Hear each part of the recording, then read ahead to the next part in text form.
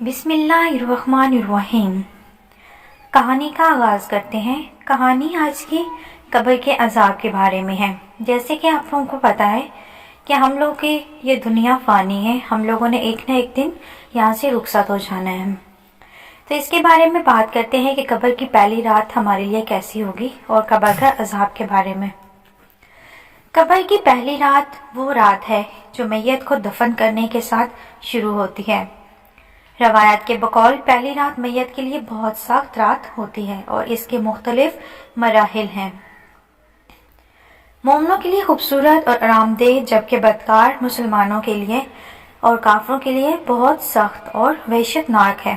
آج ایک لمبی تفصیلی اور متفق عالیہ حدیث پیش کریں گے جس میں قبر میں نیک اور بدکار انسانوں سے سوال و جواب اور میت میں قبر میں پہلی رات کا تفصیلی طور پر ہمارے پیارے نبی صلی اللہ علیہ وآلہ وسلم نے ذکر فرمایا ہے۔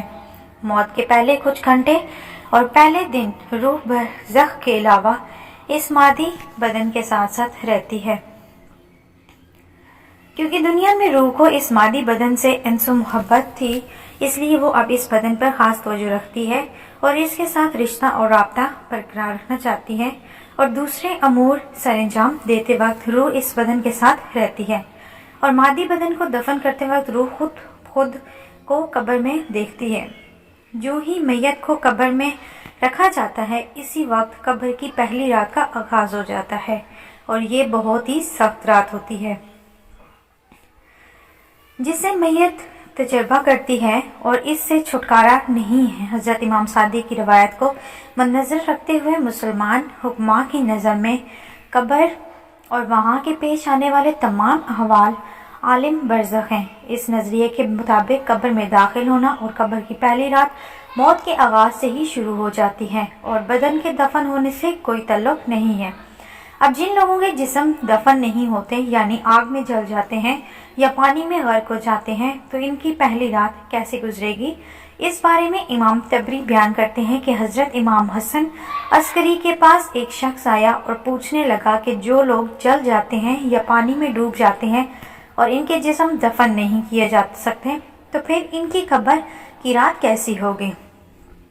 آپ فرمانے لگے کہ مرنے کی بعد کی حالت کا نام قبر ہے، خواہ مرنے والا جل جائے، دریا میں غرق ہو جائے۔ اس قبر کی کیفیت، عذاب اور انعام کی کیفیت ہمیں نہیں بتائی گئی، بس جس قدر بتایا گیا ہے اسی پر آمنا صدقہ کہنا ہے۔ اسی لیے قبر کی نعمتیں اور تکلیفیں کیسے ملیں گی اس کے بارے میں سوال کرنا بے سود ہے۔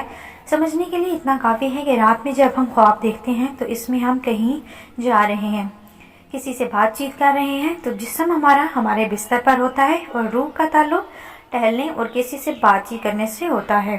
اس طرح روح جو اعلیٰ علیین میں چلی جاتی ہے اور جسم قبر میں رہتا ہے تو ان دونوں کا لگاؤ اسی خواب کی طرح ہوتا ہے، البتہ جسم کہاں ہوتا ہے وہ اللہ ہی کو معلوم ہے۔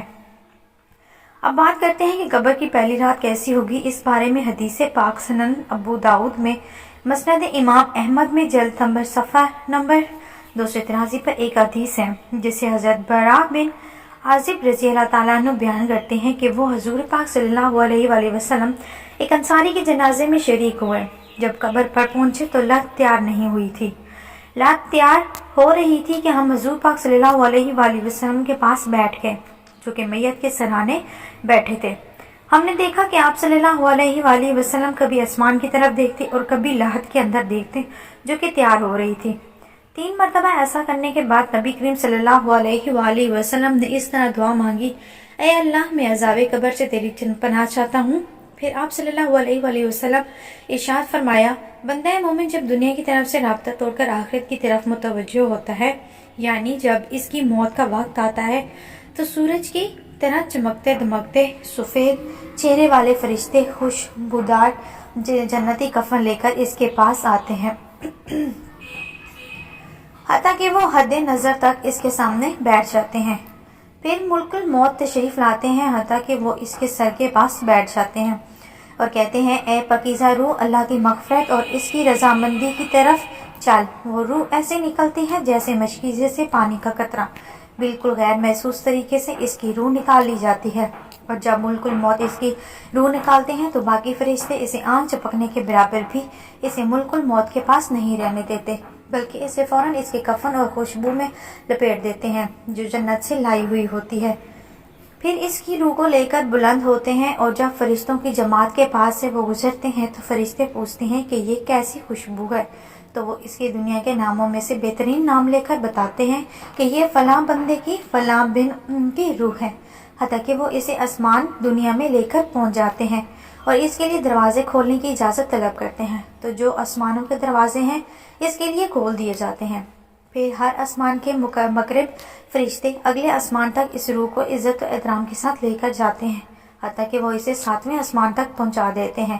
تو اللہ فرماتا ہے میرے بندے کا نام اعلیٰ علین میں لکھ دو۔ علین اور سجین یہ 2 مقامات ہیں۔ ایمان والوں کی روح کو علین میں رکھا جاتا ہے اور جو منافقین ہیں ان کی روح کو سجین میں رکھا جاتا ہے، اور پھر بیان کیا جاتا ہے کہ اسے اب دنیا کی طرف واپس لے جاؤ، میں نے انہیں اس دنیا میں پیدا کیا اور اسی میں انہیں لوٹاؤں گا اور پھر دوبارہ اسی سے نکالوں گا۔ پھر اس کی روح کو اس کے جسم کے ساتھ لوٹا دیا جاتا ہے، لیکن یہ لوٹانا دنیا کا لوٹانا نہیں ہوگا، یعنی وہ لوٹنے کے بعد یہ بات نہیں ہے کہ قبر میں بیٹھ جائے گا ہمیں نظر آئے گا، ایسا نہیں ہے، یہ سب کچھ برزخی معاملات ہوں گے۔ برزخ کے فرد 2 فرشتے اس کے پاس آتے ہیں جو اس کے قبر میں ایسے بٹھا کر پہلا سوال کرتے ہیں تیرا رب کون ہے؟ میرا رب اللہ تعالیٰ ہے۔ دوسرا سوال پوچھتے ہیں تیرا دین کیا ہے؟ میرا دین اسلام ہے۔ پھر وہ فرشتے پوچھتے ہیں کہ وہ آدمی جو تم میں مبعوث کیے گئے وہ کون ہے؟ تو وہ کہتا ہے وہ اللہ کے رسول محمد صلی اللہ علیہ وآلہ وسلم ہے۔ جب وہ 3 سوالوں کے جواب دے دیتا ہے تو فرشتے چوتھا سوال سے پوچھتے ہیں کہ تمہیں ان 3 سوالوں کے جواب کیسے معلوم ہے، یعنی تمہیں ان 3 سوالوں کا جواب کیسے پتا چلا؟ وہ کہتا ہے میں نے اللہ تعالیٰ کی کتاب پڑھی تھی، میں اس کتاب پر ایمان لایا اور میں نے اس کے حق ہونے کی تصدیق کی۔ پھر آسمان سے آواز آتی ہے میرے بندے نے سچ کہا ہے، اس لیے جنتی بچھونا بچھا دوں گا، اس سے جنتی لباس پہنا دو اور اس کے لیے جنت کی طرف سے دروازہ کھول دو۔ قبروں کے اندر ہی جنت کی طرف سے دروازہ کھول دیا جاتا ہے، وہاں سے ہوا کے جھونکے اور خوشبو بھی آنے لگے اور حد نظر اس کی قبر کو کشادہ کر دیا جائے گا۔ خوبصورت چہرے، خوبصورت لباس اور بہترین خوشبو والا ایک شخص اس کے پاس قبر میں آئے گا اور کہے گا اس چیز سے خوش ہو جائے جو چیز تجھے خوش کر دے، یہ وہ دن ہے جس کا تم سے وعدہ کیا جاتا تھا۔ وہ شخص پوچھے گا کہ اسی شخص تو کون ہے؟ تیرا چہرہ بھلائی لانے والا چہرہ ہے۔ وہ جواب دے گا میں تیرا عمل صالح ہوں، یعنی نیک اعمال ہوں۔ تو وہ شخص کہے گا اے میرے رب جلدی کر، فوراً قیامت قائم فرما دے حتیٰ کہ میں اپنے اہل و عیال کی طرف چلا جاؤں، یعنی مومن کہے گا اے اللہ جلدی قیامت آ جائے تاکہ مجھے میرے اعمال کا بدلہ ملے، مجھ سے انتظار نہیں ہوتا۔ تو یہاں تک ہم لوگوں نے جو اچھی روح ہوتی ہے اس کے قبض کرنے کا اور اس کے ساتھ قبر میں کیا ہوتا ہے وہ ہم لوگوں نے سنا۔ تو کافر اور بدکار مسلمان کے ساتھ کیا ہوگا دوزخ میں اور اس کی قبر میں اس کا عذاب کیا ہوگا وہ ہم لوگ انشاءاللہ اگلی ویڈیو میں سنیں گے۔ تب تک کے لیے آپ لوگوں کو اللہ حافظ۔